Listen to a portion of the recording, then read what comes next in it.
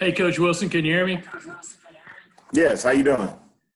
Not bad, thanks. Welcome to South Carolina. And the first question is, from being a native of Cross, do you still got a lot of family in the area, or are they all still around, or for you to meet up with while you're back here?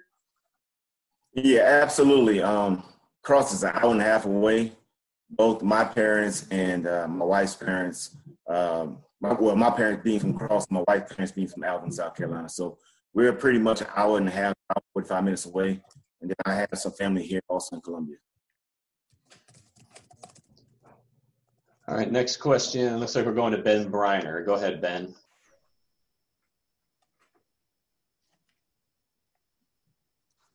Unmute yourself, Ben. Oh, there it is. Thank you. Hey, Coach. Welcome back to Columbia. I wanted to ask how has your transition been thus far, and what were you kind of able to get out of the abbreviated spring in terms of working with your guys, meeting your guys, all that sort of stuff? I tell you what, I got here and I had about 3 weeks in the office, and then we had spring. And over spring break, I went back to Kansas City to pack up my home and move back. And as soon as we got back to the office, the whole pandemic happened, and we got locked out saying, hey, you have to go home. So I had about 3 weeks and 5 practices in the office, but it was a good experience. I've been home working, getting caught up on film, recruiting, getting to know the guys via FaceTime or over the phone or through Zoom meetings. So it's going smoothly as possible. Looks like we go back to Dave. You got another question?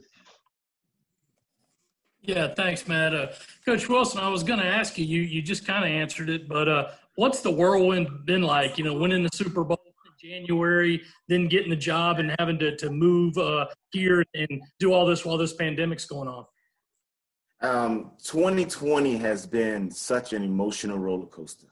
Just like you stated, from winning the Super Bowl, then I lost a very close friend of mine who was very well known in the Columbia area. His name is Jason Anderson, also known as Crow, right after the Super Bowl. And then going from that to being offered a job here in South Carolina. So I went from here, back to here. And then the pandemic happened, then here. And then it's just all over the place. But, you know, I'm a blessed individual. I'm happy to be home, and I can't wait to work. All right, let's go over to Hale McGranahan now. Go ahead, Hale.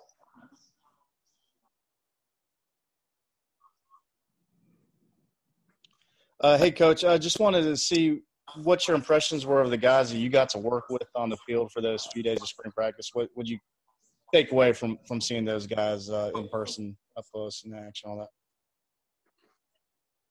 It's been good. From what I've observed the first 3 weeks and some practices, it's been really, really good. The guys are putting a lot of effort into what we're asking them to do, paying attention to detail, working hard.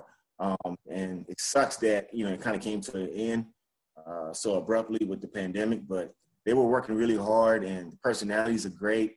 Coming from the special team side of things in the NFL, I dealt with a ton of different personalities. You know, you got a DB, you got a wide receiver, then you got a linebacker. Those personalities are different. You got an O-lineman's personality is different. Now I'm coming back into, you know, just a room full of linebackers and being able to relate to them a little differently, being that I played that position and just getting to know those guys. And it's a room full of personalities, and I love it. You got a couple of veteran guys in particular with Ernest and Sherrod, and I guess a few other guys who have been around for a while. But with those guys, how have you seen them kind of come along in your short time with them in person, and I guess as you've done some of these Zoom meetings with them? It's been good. And I can speak about Ernest right now. Ernest is an intelligent individual. He's sharp. He's smart. He's all ball. He wants to be good. He wants to be great. And I appreciate that in him. Sherrod is the same. You know, Sherrod's been working hard. I can't wait to see, you know, him continue to develop over whenever we get back on the field and through the weight rooms and workouts when we get back. The other, Damani and those other guys, they all been working really hard, continue to get better. And I'm learning from them. You know, those guys know the defense better than I did when I first got there. And those guys been doing a good job of just kind of relaying what they know. And I'm feeding off of them, and they're feeding off of me. Let's go over now to Colin Taylor. Go ahead, Colin. Unmute yourself, Colin. Sorry about that. Sorry, I came in a little late on that. And I just want to know, how's Mokaba doing in his rehab, and what have you seen from him in the film you've been able to watch on him? Mo's coming along. Mo, from what I know, Mo's getting better, and I'm excited. And I'm excited because of what I've seen on film on Mo.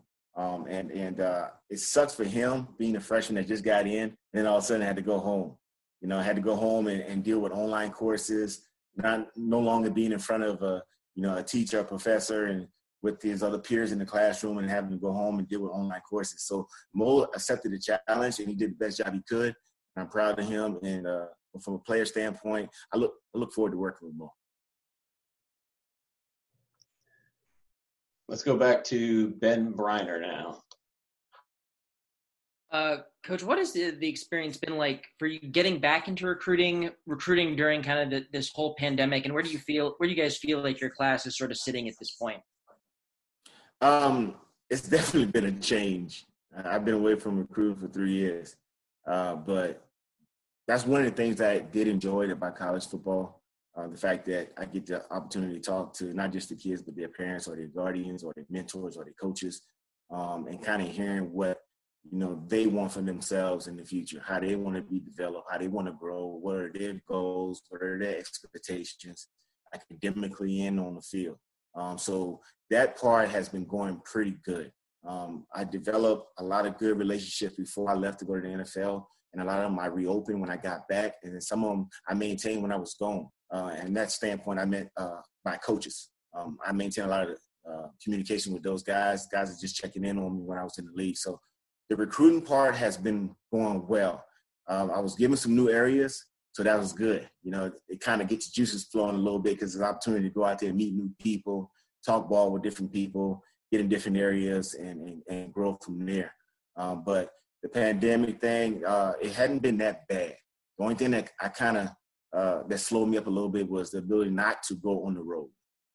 And I'm a people person. I was raised up in the country, and I'm used to going in front of you, shaking your hand, looking a man in the eye and say, how you doing? Because I believe that your body language and your gesture says a lot about who you are. And when you're communicating with coaches and players, that's a big asset. Our next question is going to come from Mitch Brown. Go ahead, Mitch. Hey, how you doing, Coach? Nice to meet you. Hope your transition to South Carolina has been pretty good.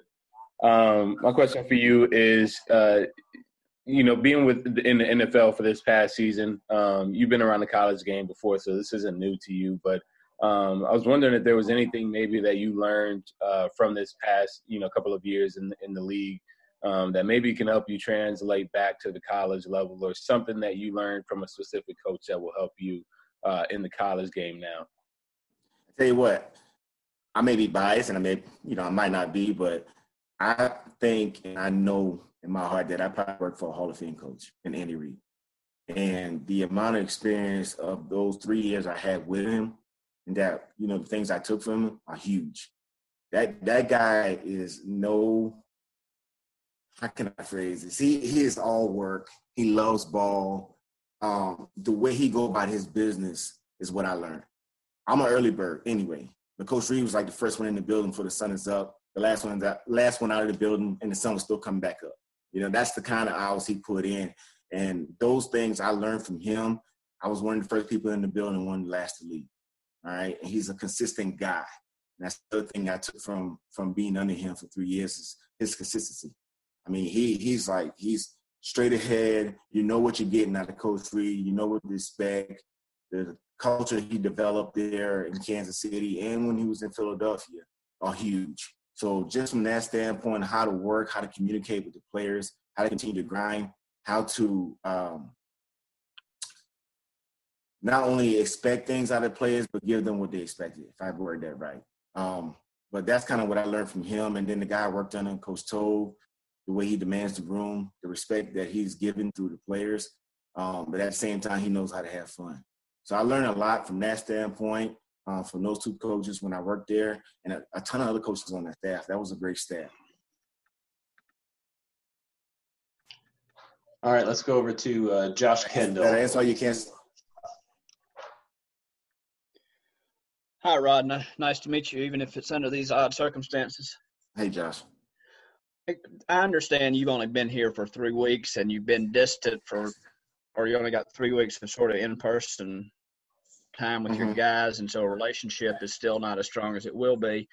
But how have you helped them navigate the last week in terms of the George Floyd situation and what their feelings might be about it and how to channel those feelings and what resources you might provide for them? Well, first of all, I just I let them know that I'm here. I understand what they're dealing with. You know, I mean, it's obvious. I'm African American. I'm a black guy. I'm also a former athlete. So I understand what they're going through. I understand their feelings. But I just want them to be able to talk it out. And if they're feeling some type of way, they need somebody to talk to, just give me a call. And it's kind of what I communicated to them. And just understand the situation that is going on right now. You know, my heart goes out to George Floyd and his family and all his friends. And what is happening with him is unbelievable. But that's kind of where we are in this country right now. And it's sad to say. But as the player standpoint, I'm just there for them. You know, they have a voice. If they want to speak their voice, I'm behind them.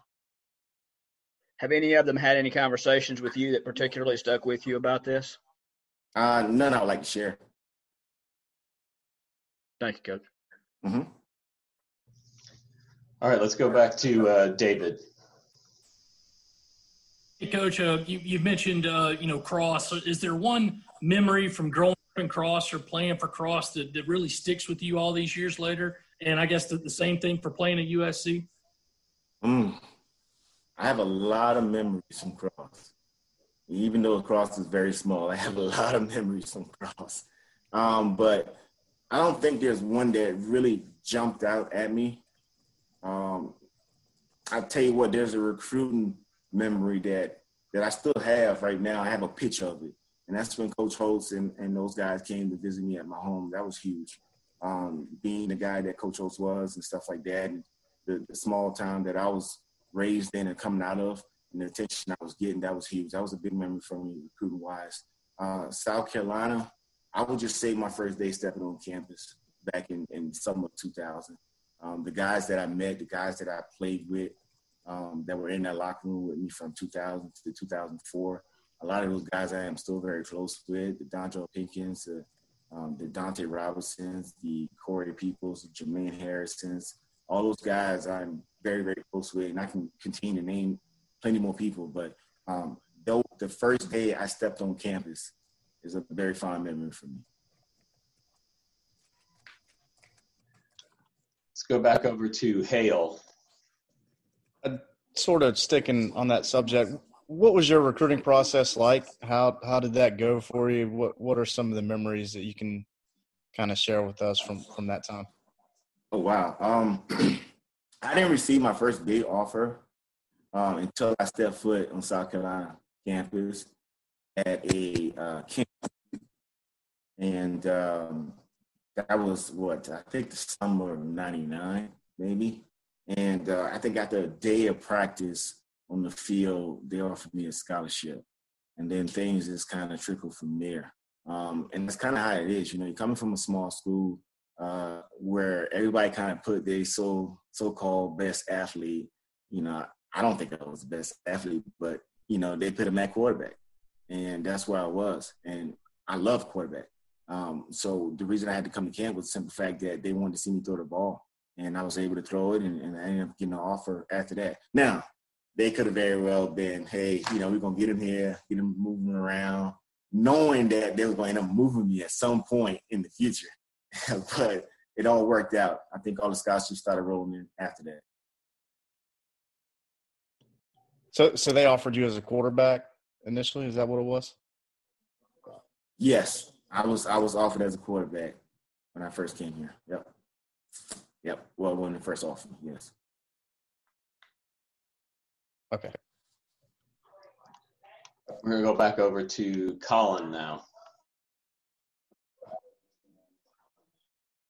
Rod, you kind of talked about recruiting a little bit, but I was just curious, you know, what makes when you're on the recruiting trail, what makes a good linebacker that you scout, and how do those qualities you look for, kind of compared to what Coach Muschamp and that defensive staff wants you to look for too? Love of the game, just the love of the game. The effort you put into the game.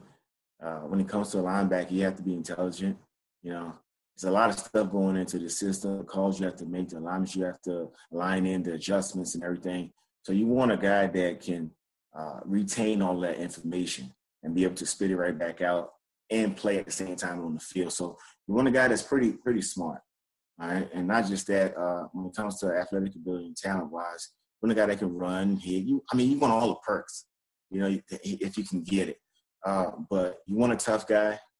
Guy's not going to shy away from hits. It's going to be able to come downhill, lay his hat on you, lay his pads on you. You want those kind of guys. But it goes back to what I first said. You want a guy that loves the game. You can find a guy that loves the game, plays with passion, flies around the field. That's the kind of guy you want. Next question is going to come from Ben. Hey, Coach, just a quick follow-up on your kind of conversations about the George Floyd situation. I guess in talking to some of the guys, did you feel like it was important to them, and was it important to you to see Coach Muschamp make kind of the public statements that he sort of has, in addition to sort of talking privately about it? Can you repeat that question one more time, Ben? Was it important for you guys, and what did you kind of think with Will Muschamp issuing kind of the public statements that he sort of has about the George Floyd situation, and did you see it be kind of important to the players as well? When you said the statement that Coach Muschamp made, I'm still not following because it's getting a little choppy. So I'm trying to get you. He's posted a couple tweets about social justice issues, and I guess what did that kind of mean to you and some of the players you've talked to? Oh, okay, yeah, that's huge. To have somebody that of Coach Muschamp's caliber in the position he's in with the platform he has to be able to stand out there and make a comment about it is huge. It's huge to the players. I thought that he handled it well. And whatever else he does behind closed doors, it's also great, and it's going to be great. Put it that way. Let's go back over to Josh Kendall now.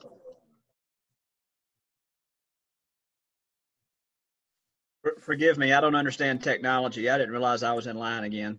I don't have any more questions, but I hope everyone is well. I'm going to hit this little lower hand button now. Maybe I'll get out of it. All right. I see one hand raised from Hale McGranahan.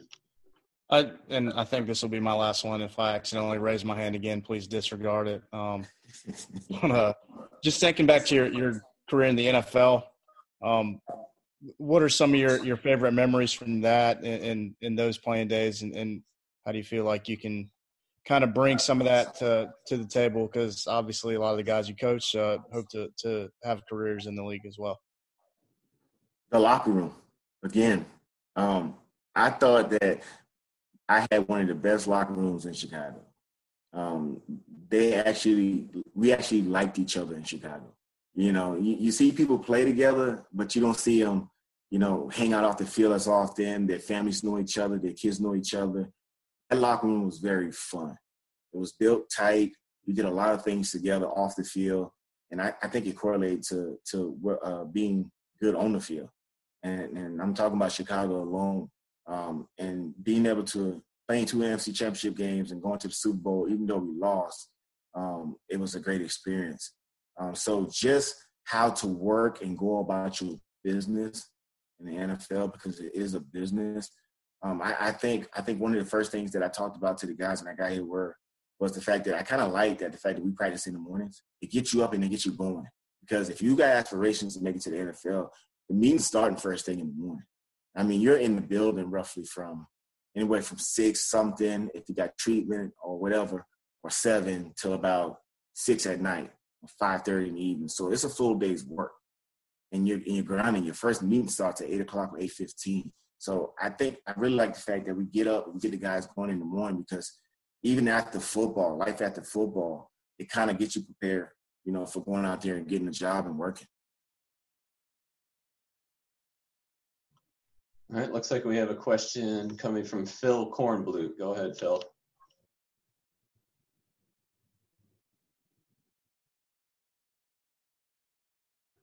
Make sure you're unmuted, Phil. Hello. Can you hear me now? How you doing, Phil? Hey, Rod. Good to see you again. Thanks for doing this. You being, excuse me, a South Carolina guy, having played for Lou, having played against Clemson and stepping in at a time when the Gamecocks are in that losing streak against Clemson, and Clemson is where they are. What do you recall about playing against the Tigers during your days and now recruiting against them and trying to help the Gamecocks catch up with them in the rivalry? How does it feel to you to be back involved with that? Oh, I love it. I mean, the feelings I have towards Clemson goes way back to 2000. So, I mean, from a player standpoint now as a coach, from a player standpoint, an alum, a fan, and now as a coach, it's the same. I want to beat them in everything we do. And my feelings are probably more intense because I've been on the field in that rivalry. And I know how intense it is. And now I'm on the sideline again as a coach. So I stand the same as I was back in 2000. I want to beat them in everything. I want to beat them on the field, off the field, academically, everything. All right. Our next question is coming from John Del Bianco. Go ahead, John.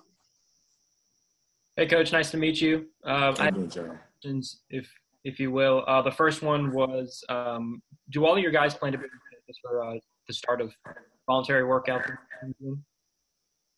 I didn't even hear that question. You're breaking up. Do all of your guys plan to be on campus for voluntary workouts at the start of June? As I know, yes. Okay. Yeah, I have not known of anybody that's not going to be there. And a weird pivot, but back to last season with the Chiefs, you coached two former Gamecocks in Rashad Fenton and Chris Lamons. If you could just share some memories that you spent with them there in Kansas City last year, the development you saw, especially from Rashad. Rashad, I can't wait to see what Rashad does this year. Rashad has a lot of talent. If he keeps going the way he's going, developmental-wise, growing as a player, growing as a student of the game, Rashad's he's going to be fine. And matter of fact, that's one of the last things I said to him: continue to grind, because the sky's the limit for him. And he's been doing well. It was fun to see him play. You kind of got to get on a little bit in practice, and we had our moments. But when those lights come on and it's time to play, man, Rashad plays. And I'm excited to see what he does later. Chris got there late in the year, ended up on the practice squad. But Chris was he was determined, and he is determined. And he wants to get better. He wants to find a way to stick in this game and in that league. And I believe he will. As long as you keep that determination, you put the best foot forward, you will be fine. So I look forward to seeing what Chris does next year. Great. Thank you. Uh-huh. Let's go back to Ben Briner.